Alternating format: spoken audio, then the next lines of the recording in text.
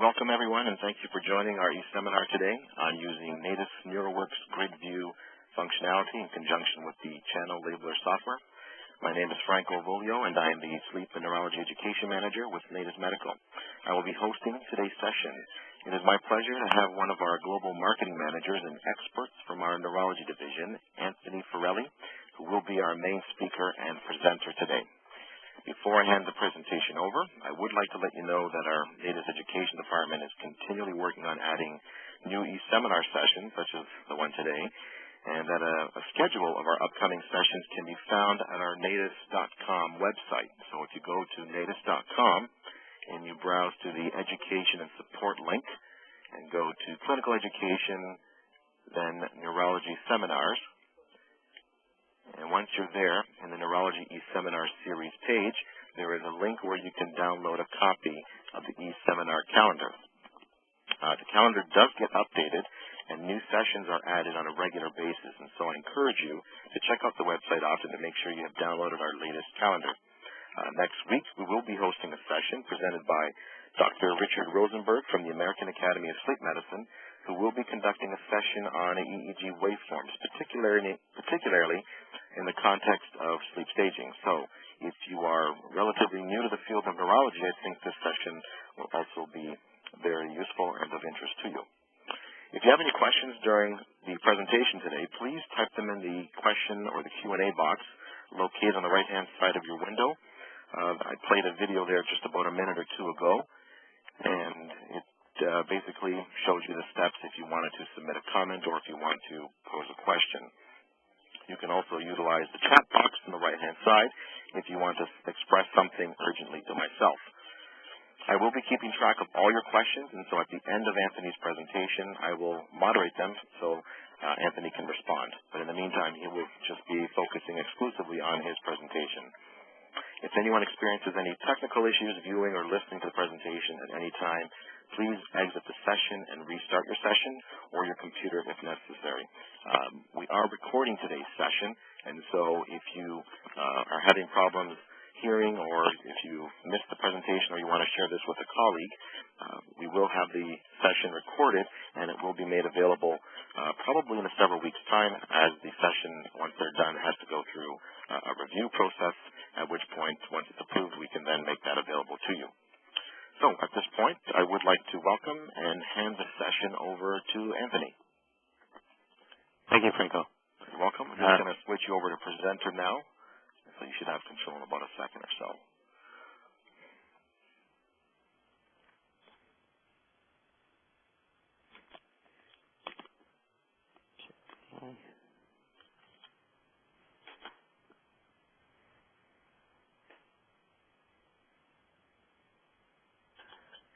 Okay, there we go. Okay, welcome everyone. Today's presentation is going to be about Stellate GridView, a little bit of an introduction on what it is, how it works, and its integration with Natus NeuroWorks. So to start off, what is GridView? GridView is an application that is designed to help in the communication documentation of intracranial EEG studies. Essentially what it does is allows users to combine results of intracranial EEG data, pre- and post-surgery MRI and CT scans in a cohesive way, essentially allowing clear documentation of study results, seizure focus, things like results of cortical stimulation. Okay, so just to illustrate a little bit here, we're taking contact information, and I'll talk a little bit later on in the presentation of how we manage the electrode contact information and how it gets into GridView. EEG data, and we'll talk a little bit about the integration between NeuroWorks and selecting channels in NeuroWorks and providing that detail to GridView, as well as two types of images. The pre-surgery MRI image, which we use essentially we segment and render a three-dimensional model of the actual patient-specific brain, to which we then co-register post-implantation MRI or CT images. This allows us to automatically locate electrode contacts using specific tools in GridView, which we'll see later on. And the end result is actually a two-dimensional image, this one on the bottom right, which is image of the brain with some annotations indicating essentially results of your findings. So, what GridView can offer, and I mentioned this already, it essentially allows the intracranial electrode localization on the 3D model of a patient-specific brain, and we actually have different options, standard brain and segmented brain as well, but today's discussion we're going to focus primarily on patient-specific brain that has not been, or patient-specific images that have not been segmented. The GridView application has been tailored and streamlined specifically for intracranial EEG studies. So it's essentially a wizard-driven application that lets you walk through a few various steps that will assist in the documentation of intracranial EEG. How does GridView work? GridView works on the concept of workspaces. You can think of a workspace similar to that of the workspaces in NeuroWorks. It's also similar to, I guess, any kind of document. You open a blank workspace. Then we will load an MRI image. The concept of workspace is important because what you can do at various stages throughout the GridView process is to save your workspace in at different stages. This allows you to go back, tweak settings, make changes, and then continue. So we'll talk about that a little more when we get into the application itself. So the first thing we are going to look at is loading an MRI image. Once that's been loaded, we will tell GridView which areas of the image we believe are brain tissue, and it will use this information to provide some automatic segmentation. Once the segmentation is done, we'll move to the next step, which is to load post-surgery MRI or CT scan. So the pre-image needs to be an MRI, but post can be either MRI or CT. Once we've loaded the post-surgery image, it will automatically be co-registered using the 5 standard landmarks.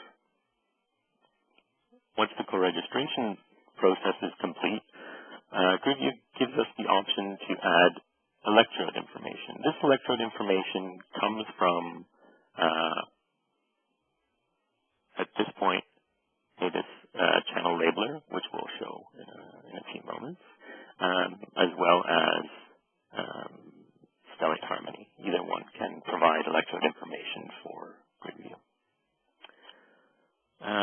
Once we have electrode information, we can use the tools in GridView to orient and identify each contact on the newly segmented model of the brain. So we'll walk through that shortly. Once GridView has all these pieces of information, we can then use the tools within GridView to highlight different areas or regions on the 3D model. This lets us produce the end result. Okay. Before we get into loading images and so on, I just want to go through a couple of basic recommendations. So for best results, the GridView MRI images should be T1 weighted with at least a resolution of 1 millimeter or greater. Okay, interslice distances should be less than a millimeter. Basic file formats. GridView supports two common file formats, DICOM and Analyze. DICOM formats, DICOM files should be located, it should be head images only, located in a single folder, and Analyze images should be transverse unflipped slices. Okay, just switching quickly to GridView. So, GridView opens blank. To start a new GridView session, you need to create a new workspace. So, this is standard view, which essentially gives us a palette for our images, and on the right we have a window pane that's going to guide us through the process of getting all the pieces of data GridView requires. So this is the essentially GridView process wizard. So as I mentioned earlier, we have three options for building our 3D model. We can use a 3D standard brain. This is the Montreal Standard Average Brain. A patient segmented MRI, a patient segmented brain. This could have come from a third-party application. Segmentation can be done. If it's done in Curry, you can import in the Curry ISO format or something like this. MRI, and this is what we're going to take a look at today. Standard head MRI that GridView will segment. Okay, first step is to provide GridView with information on the type of file. We'll look at an Analyze format for this example. And we're going to look for pre-information.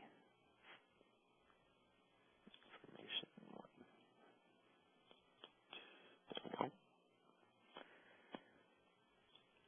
Okay, so we're going to select the Analyze file.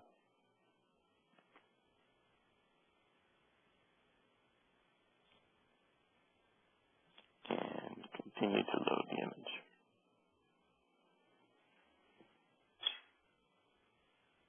Okay. Once the image is loaded, we can move to the next step in the wizard, which will be segmentation. Now, this step requires some expertise, which I must say I do not have, but many of you on the call probably do. Interpretation of MRI images. So, GridView needs to know what portion of the image is brain tissue, so it can do this segmentation. The way this is done, essentially, GridView is going to analyze the image intensity. So we need to provide details on which intensities in these three images, these three standard views, are brain tissue. And we do that using these tools here. Okay, so we can start by telling GridView we're going to start selecting here voxels. Essentially, voxel is 3D pixel.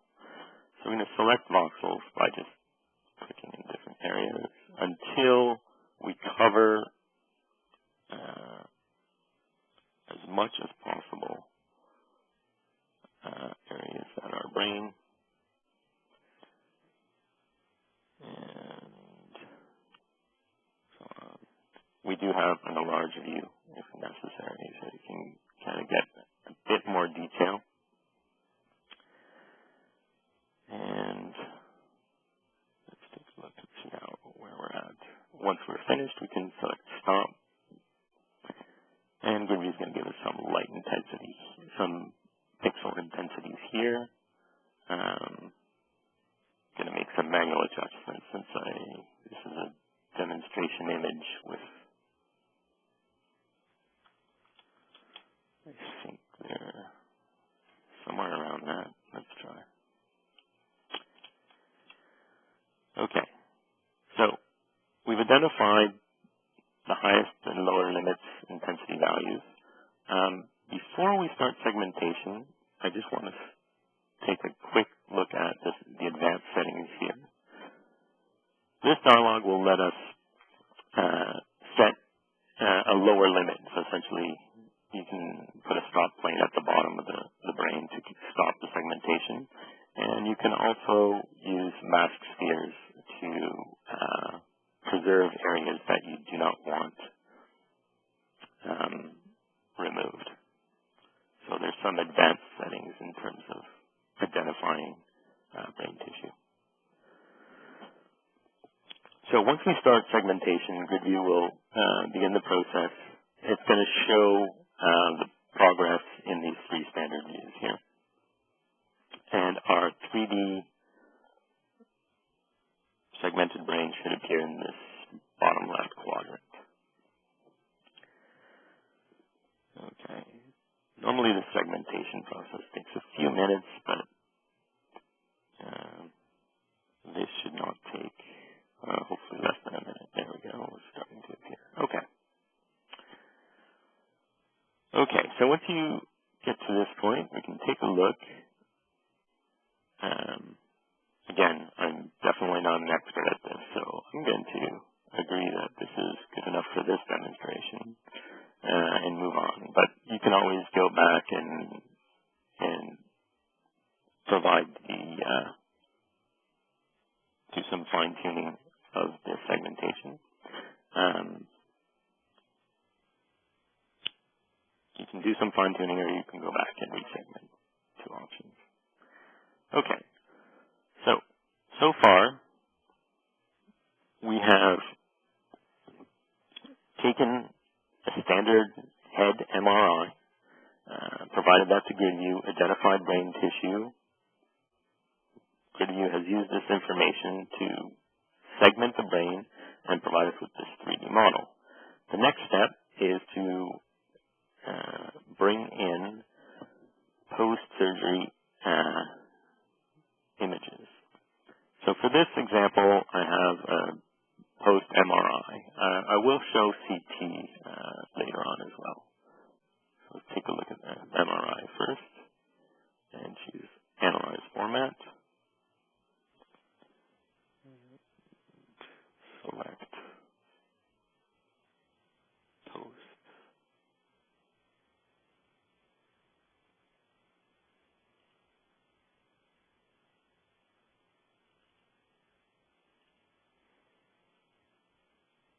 Okay, and load. Okay. Normally these images do have patient information. Since these set of images both have been de-identified, GridView will tell me that the patient information doesn't match. That's fine for this demonstration. Okay, so the images have been loaded, but you can see GridView hasn't stopped processing yet. So what's happening now is some automatic co-registration, essentially using 5 standard landmarks. GridView will co-register essentially 2 completely independent data sets so that we can use information from the post-implantation images to locate electrodes on the 3D model.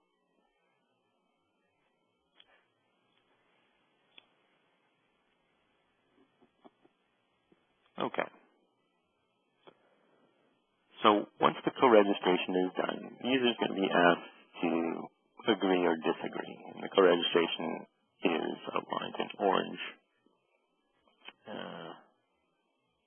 on these images. Okay. Once we are happy with our co-registration, and at this point, there is since co-registration is completely automated, you need to go back and adjust segmentation if necessary, or look at modifying the post-implantation image in another application if it hasn't come in properly, but generally that's not required. Okay, so we need to agree with the co-registration. The final step in the data gathering process for GridView is electrode contact information. Okay, so we need to tell GridView which contacts were used. So I'm going to stop GridView for a second, and I'm going to switch over to NeuroWorks. Okay. So for those of you who are familiar with NeuroWorks, we're going to use an application called Channel Labeler. And Channel Labeler, as of version 7.1, is linked to the NeuroWorks database. So I have my part of an intracranial EEG study here, and I have a couple of different icons. These are the clips, and this new icon here indicates a Channel Labeler session. So I'm just going to open that for the purpose of this. Okay. Channel Labeler information is provided to GridView. However, nothing with relation to the orientation or location of the contacts is provided. I'm going to add another grid just to provide, and actually it doesn't matter what we select here. Just to illustrate what contact information GridView is interested in, it's particularly this area here. GridView is concerned with the contact size and the intercontact distance, as well as the number of contacts and their labeling. So this area of Channel Labeler has changed such that we can now provide information on the contact distances and the contact size. This information, so once we've placed the grid roughly where it's going to go and labeled it, connected it to the amplifier as such, this Channel Labeler information I'm kind of going through quickly is not the focus of this presentation.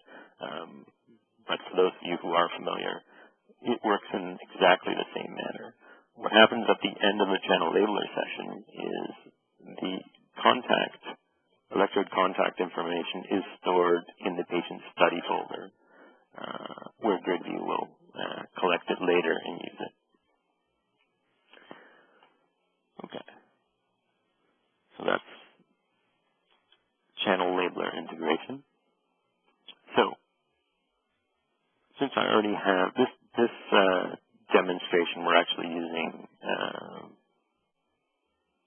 images and an intracranial EEG study that actually are not from the same patient, so it's not an ideal scenario, but we can still illustrate the concepts. So, to provide electrode information, we're selecting accessing contact information from an electrode file and browsing for that file. Normally, this will be located in a study folder, but we have it right here for this one, so let's just load that information. Okay. So, the last piece of information has been loaded. We have electrode contact information, electrode contact information, grids, strips, and depth electrodes. And we can... Okay. All right. The wizard here is just going through the final steps to let us know that it's done helping us, so we're now on our own. So the last portion is to add contact information. So what I have located in the panel on the right is a schematic view of the grids and strips in our study. Okay, and we can select and work with each one of these. Okay. When I open this window, you'll notice that a transparent view also appears here. Okay. So what GridView needs now is to know, use this image here and these three views to locate these electrodes. GridView will then use the co-registration information to show us where those are on the 3D image. Okay. So again, I'm not pretending to be an expert at this, so I'm going to walk through adding some contacts, and then I'll move to a saved workspace that has something that's a lot more meaningful than this. Okay, so if I select a point that I would like to identify as this contact, I can add it. I can then select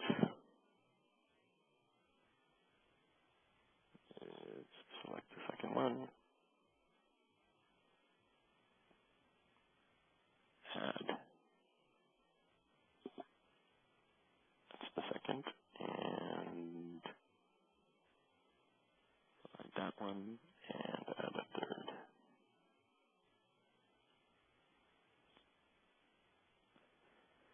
So this process will be slightly different with a CT, and we'll add that as well later on. So once we have three, we can add all.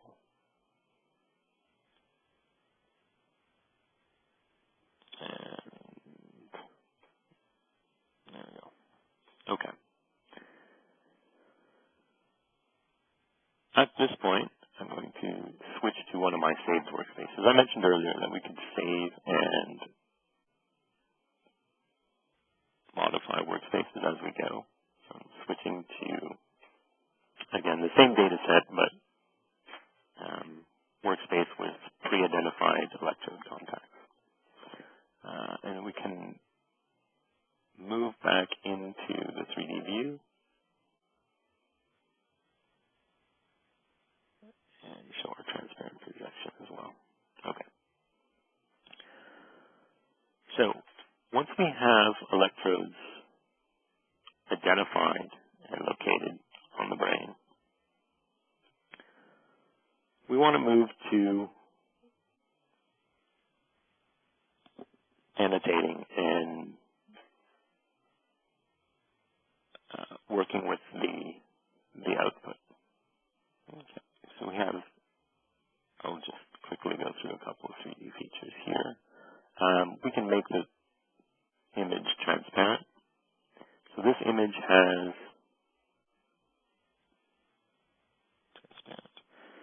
some depth electrodes.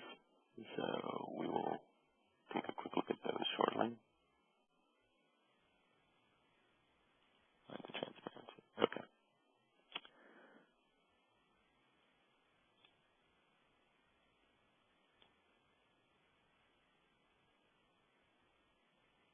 Okay.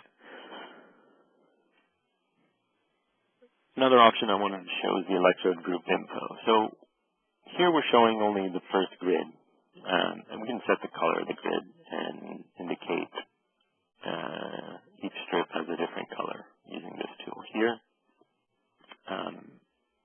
In addition, we can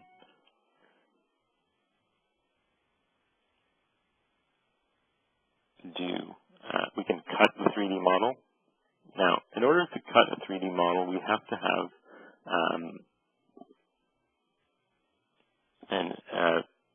essentially two electrodes, two depths or interhemispheric electrodes in place in order to cut. So I can apply the cut plane along this electrode, which is there, and rotate the brain, and then we can remove the cut. So all of these visualization options are available at any time to stop and say, let's take an enlarged view.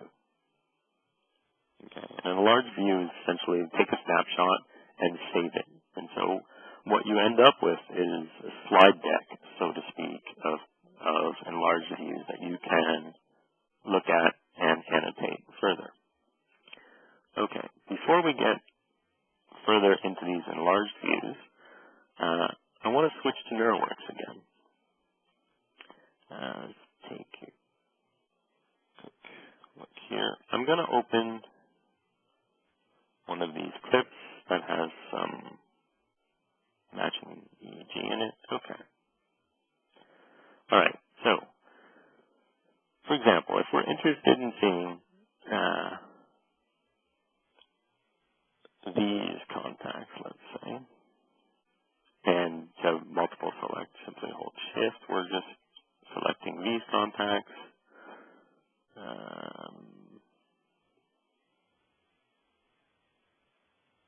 And we want to send these to GridView. Okay. When NeuroWorks wants to send data to GridView, it wants to know which workspace to use. And I should have mentioned this earlier. It's important to save the workspace before you try to work with it from within NeuroWorks. It's essentially a safety feature that ensures patient information matches. Again, this patient data is all de-identified, so pretty much at every turn it's telling me that they don't match, but we agree because it's for demonstration purposes. And now the contacts that I've highlighted in the NeuroWorks Wave application are blinking on my 3D model. Now, I'm assuming I saw something of interest in Wave, which I want to annotate, so I'm highlighting it. I sent it to GridView. I can now click on it, right-click, and I have some predefined annotations. Spike, for example, or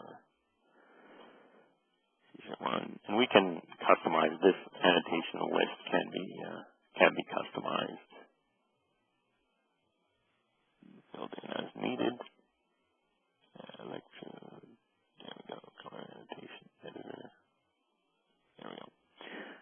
So we can create as many different notes as needed. Once we have these notes created and annotated as we see fit, we can then go to our enlarged view. Okay. If I say new here, it would create an enlarged view of what I have on the screen to the left. I'm actually going to open an existing one just to illustrate some additional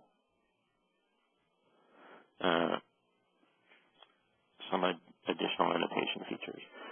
So this tool set here, essentially this works much like any standard paint application. You have a bunch of tools that you can use to annotate, for example, results of stimulation, and so on and so forth. So this tool set here is available for that. Once this is all complete, I'll give you an example of the end result, which is something like this, a collection of them, essentially, just to show several different examples of essentially enlarged views.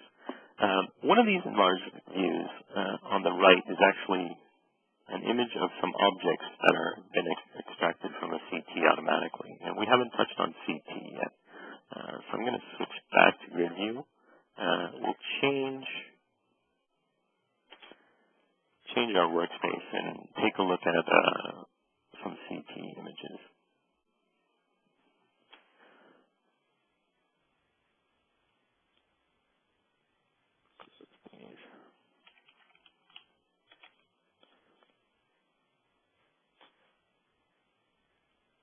And close this one as well.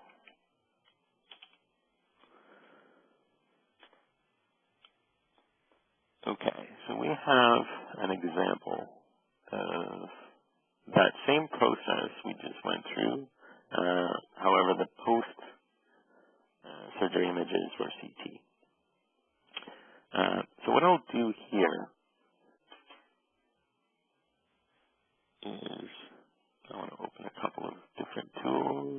objects extracted from CT.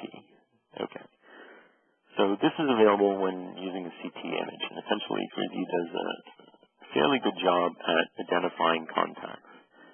We can use this if we recall the process of adding electrodes. Going to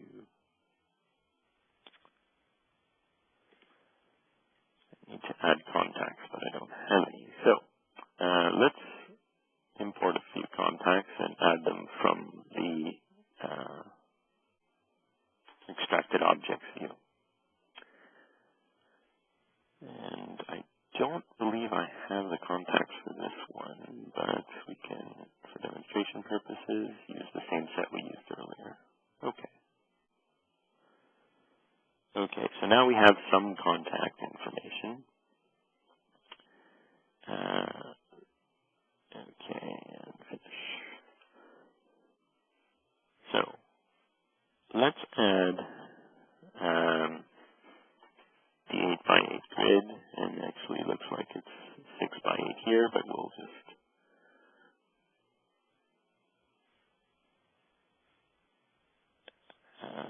okay. So we can actually select the contacts in the 3D object view, add, and we're going to add 6.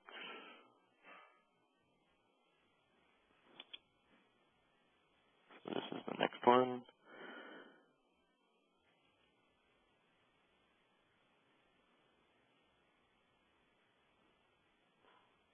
Again, once we've added 3, we'll be able to add all contacts to the model.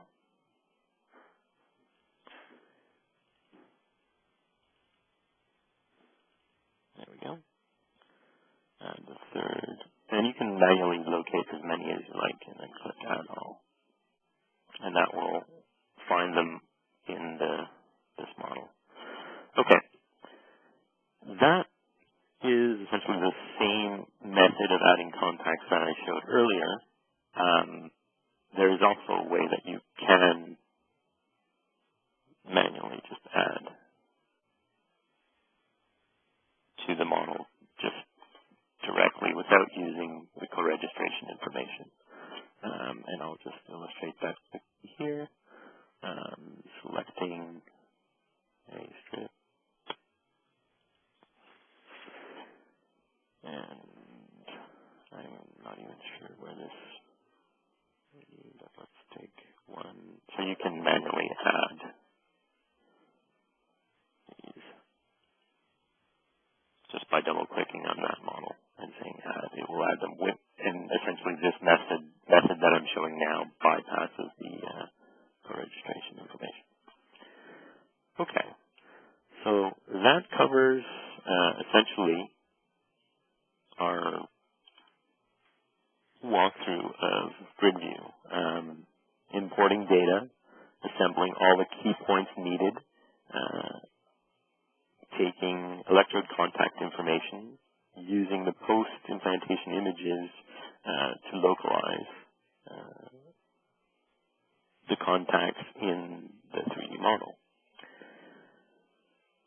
And just to kind of get back to where we were, the end result is essentially any one sort of image or cut plane or 3D object model that is automatically extracted.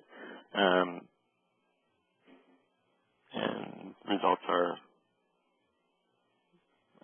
essentially two-dimensional JPEG images that you can put in Word documents. The Word documents can then be stored in the NeuroWorks database in the form of a report. They can also go as they are here in PowerPoint format for a presentation at rounds or conferences and so on and so forth.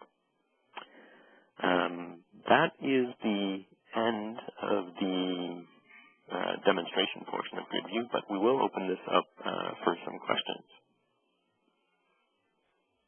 Okay, Anthony, that was great. Very good. Thank you. All right, everyone. So if you want right now, we can take a moment or two here just to submit any questions you might have. Again, you can use the Q&A section there on the right-hand side, or you can also use the chat mechanism. So I'm just going to give everyone about a minute or so just to, again, just to submit any questions.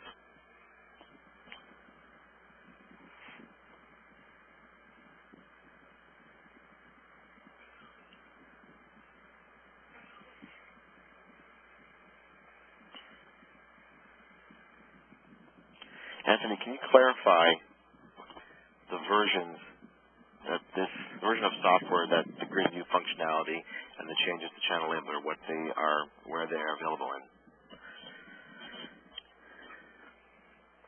Sure. Sorry, I was mute. Yes. Channel labeler changes are in NeuroWorks 7.1. This version of GridView is version 2, and it has not been changed in any way. So anyone that was using GridView 2 with Harmony 7, it will also work NeuroWorks 7.1, which was released in December. Okay.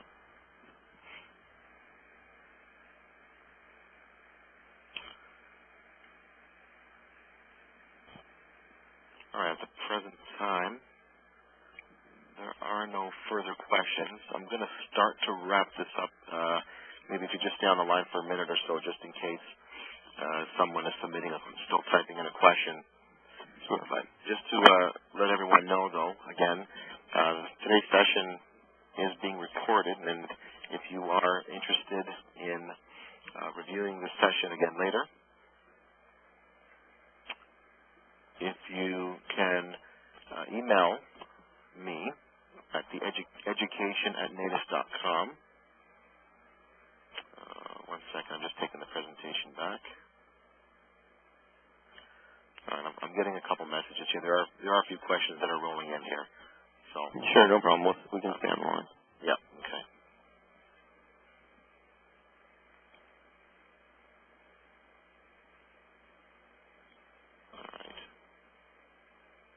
All right, if anyone has any questions about today's session, you can email education@natus.com.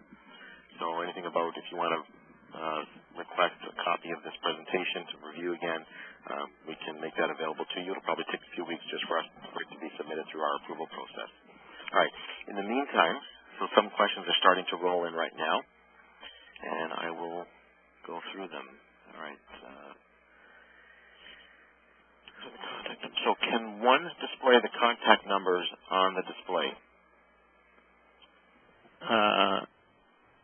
I'm assuming this means in GridView. Mm-hmm. Yes. If you hover over top of the contact that you've added, it will show the number. So there's two places. You'll see it in the schematic view on the right panel where we saw the 8x grid. Do you want to actually demonstrate this? And I'll make you presenter again just in case there's something you want to demonstrate. Sure. So I'm just going to make you presenter again. All right, so just in case if you do want to demonstrate something, you have control right now. All right, okay. So sorry to interrupt. Go ahead. Quickly, I'll just show quickly the tooltip.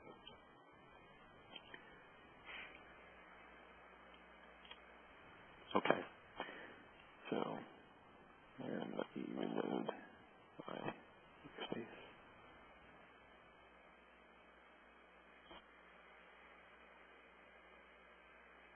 Actually, that does not have contact.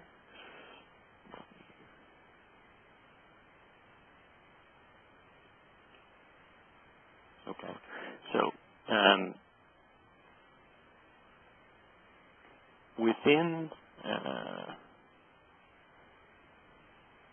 if you right-click on any of these, you have the channel name here, and it's visible in the Add Contacts view here on the schematic on the right. Okay. Okay, so this schematic on the right can actually be flipped. So right here, these are the labels that are the word and channel labeler. But if they're not oriented properly, you want to orient them more to match how they are in reality, you can rotate the schematic 90 degrees with each click. Okay. Is there another in-program method of modifying the co-registration?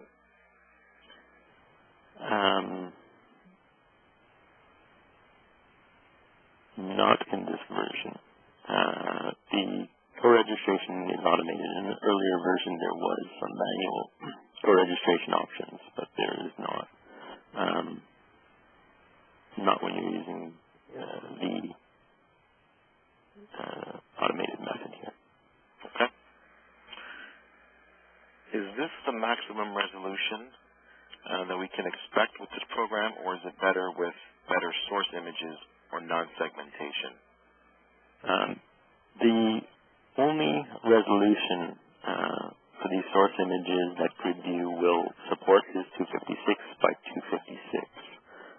So each in these three views, each of these orientations is 256 by 256. This image, three-dimensional one, is 256 by 256 by 128. And that's the only resolution supported by GridView. Okay. So if someone has a higher resolution, they're going to have to downgrade it. Yeah, it won't accept higher resolution images. It will accept? It will not. It will not. Okay. Will the program itself be able to downgrade the image or no? No. Okay. No. We'll have to do that separately. Correct. Okay. Is there a mechanism for importing power or frequency information from NeuroWorks for display on the brain map? No. There is not. There's no voltage or power spectrum map function at this time. Okay. Are there any plans to incorporate anything like that? Anything is possible. Right now, we do not have a project to do so, but this doesn't mean it can happen later on. Right. Okay. All right, 1 second. What about having the labels on the output views for presentation as clinical use? Automatically, I don't think there's a way to do it, no.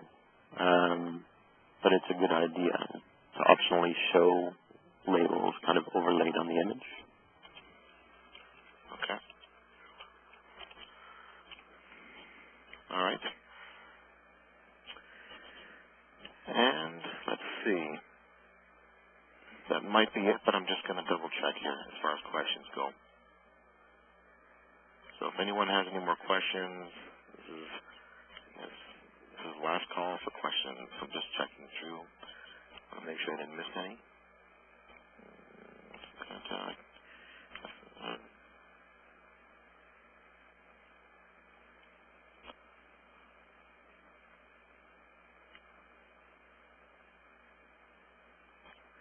Can GridView work with MEG?